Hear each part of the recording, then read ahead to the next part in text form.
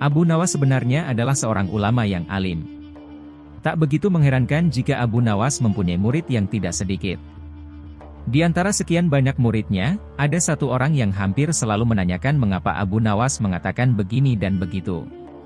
Suatu ketika ada 3 orang tamu bertanya kepada Abu Nawas dengan pertanyaan yang sama. Orang pertama mulai bertanya, manakah yang lebih utama, orang yang mengerjakan dosa-dosa besar atau orang yang mengerjakan dosa-dosa kecil? Orang yang mengerjakan dosa-dosa kecil, jawab Abu Nawas. Mengapa, kata orang pertama.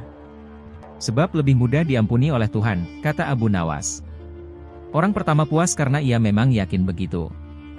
Orang kedua bertanya dengan pertanyaan yang sama. Manakah yang lebih utama, orang yang mengerjakan dosa-dosa besar atau orang yang mengerjakan dosa-dosa kecil? Orang yang tidak mengerjakan keduanya, jawab Abu Nawas.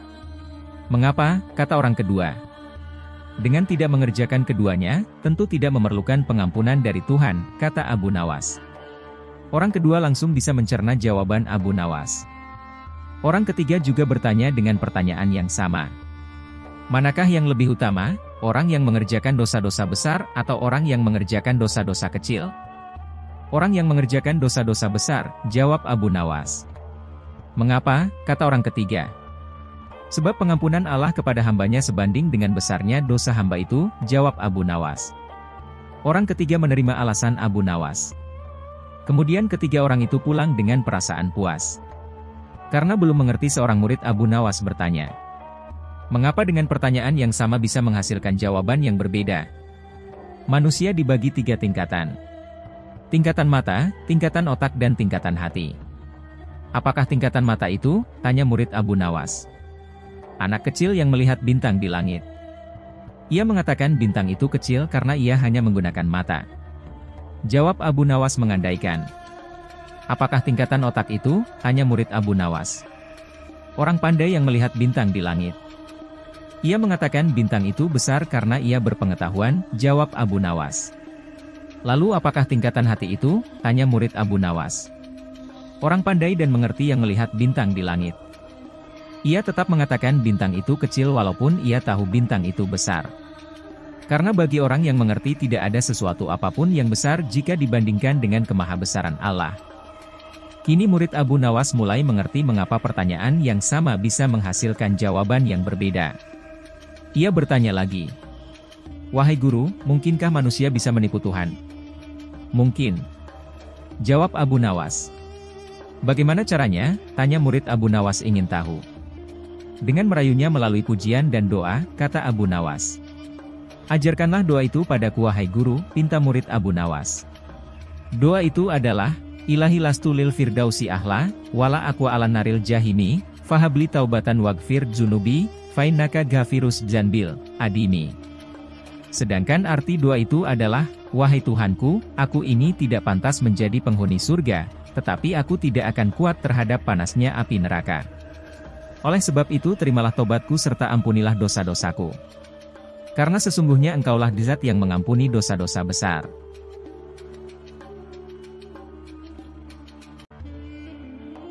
Pada kisah yang lain, Abu Nawas menjebak pencuri. Pada zaman dahulu orang berpikir dengan cara yang amat sederhana. Dan karena kesederhanaan berpikir ini, seorang pencuri yang telah menggondol 100 keping lebih uang emas milik seorang saudagar kaya, tidak sudi menyerah. Hakim telah berusaha keras dengan berbagai cara tetapi tidak berhasil menemukan pencurinya. Karena merasa putus asa, pemilik harta itu mengumumkan kepada siapa saja yang telah mencuri harta miliknya, merelakan separuh dari jumlah uang emas itu menjadi milik sang pencuri, bila sang pencuri bersedia mengembalikan. Tetapi pencuri itu malah tidak berani menampakkan bayangannya. Kini kasus itu semakin ruwet tanpa penyelesaian yang jelas. Maksud baik saudagar kaya itu tidak mendapat tanggapan yang sepantasnya dari sang pencuri. Maka tidak bisa disalahkan bila saudagar itu mengadakan sayembara yang berisi barang siapa berhasil menemukan pencuri uang emasnya, ia berhak sepenuhnya memiliki harta yang dicuri. Tidak sedikit orang yang mencoba tetapi semuanya kandas. Sehingga pencuri itu bertambah merasa aman tentram karena ia yakin jati dirinya tak akan terjangkau. Yang lebih menjengkelkan adalah ia juga berpura-pura mengikuti sayembara. Tidak berlebihan bila dikatakan bahwa menghadapi orang seperti ini bagaikan menghadapi jin. Mereka tahu kita, sedangkan kita tidak. Seorang penduduk berkata kepada hakim setempat. Mengapa Tuan Hakim tidak minta bantuan Abu Nawas saja? Bukankah Abu Nawas sedang tidak ada di tempat? Kata hakim itu balik bertanya. Kemana dia? Tanya orang itu. Ke Damaskus, jawab hakim. Untuk keperluan apa? Orang itu ingin tahu. Memenuhi undangan pangeran negeri itu, kata hakim. Kapan ia datang? Tanya orang itu lagi. Mungkin 2 hari lagi, jawab hakim. Kini harapan tertumpu sepenuhnya di atas pundak Abu Nawas. Pencuri yang selama ini merasa aman sekarang menjadi resah dan tertekan. Ia merencanakan meninggalkan kampung halaman dengan membawa serta uang emas yang berhasil dicuri. Tetapi ia membatalkan niat karena dengan menyingkir keluar daerah berarti sama halnya dengan membuka topeng dirinya sendiri. Ia lalu bertekad tetap tinggal apapun yang akan terjadi. Abu Nawas telah kembali ke Baghdad karena tugasnya telah selesai. Abu Nawas menerima tawaran mengikuti sayembara menemukan pencuri uang emas. Hati pencuri uang emas itu tambah berdebar tak karuan mendengar Abu Nawas menyiapkan siasat. Keesokan harinya semua penduduk dusun diharuskan berkumpul di depan gedung pengadilan. Abu Nawas hadir dengan membawa tongkat dalam jumlah besar. Tongkat-tongkat itu mempunyai ukuran yang sama panjang. Tanpa berkata-kata Abu Nawas membagi-bagikan tongkat-tongkat yang dibawanya dari rumah. Setelah masing-masing mendapat 1 tongkat, Abu Nawas berpidato, tongkat-tongkat itu telah aku mantrai. Besok pagi kalian harus menyerahkan kembali tongkat yang telah aku bagikan. Jangan khawatir, tongkat yang dipegang oleh pencuri selama ini menyembunyikan diri akan bertambah panjang 1 jari telunjuk. Sekarang pulanglah kalian.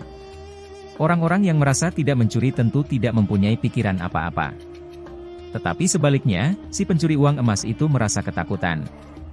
Ia tidak bisa memejamkan mata walaupun malam semakin larut. Ia terus berpikir keras. Kemudian ia memutuskan memotong tongkatnya sepanjang 1 jari telunjuk, dengan begitu tongkatnya akan tetap kelihatan seperti ukuran semula. Pagi hari orang mulai berkumpul di depan gedung pengadilan. Pencuri itu merasa tenang karena ia yakin tongkatnya tidak akan bisa diketahui karena ia telah memotongnya sepanjang 1 jari telunjuk. Bukankah tongkat si pencuri akan bertambah panjang 1 jari telunjuk? Ia memuji kecerdikan diri sendiri karena ia ternyata akan bisa mengelabui Abu Nawas. Antrian panjang mulai terbentuk. Abu Nawas memeriksa tongkat-tongkat yang dibagikan kemarin. Pada giliran si pencuri tiba, Abu Nawas segera mengetahui karena tongkat yang dibawanya bertambah pendek 1 jari telunjuk. Abu Nawas tahu pencuri itu pasti melakukan pemotongan pada tongkatnya karena ia takut tongkatnya bertambah panjang. Pencuri itu diadili dan dihukum sesuai dengan kesalahannya. 100 keping lebih uang emas kini berpindah ke tangan Abu Nawas. Tetapi Abu Nawas tetap bijaksana, sebagian dari hadiah itu diserahkan kembali kepada keluarga si pencuri, sebagian lagi untuk orang-orang miskin dan sisanya untuk keluarga Abu Nawas sendiri.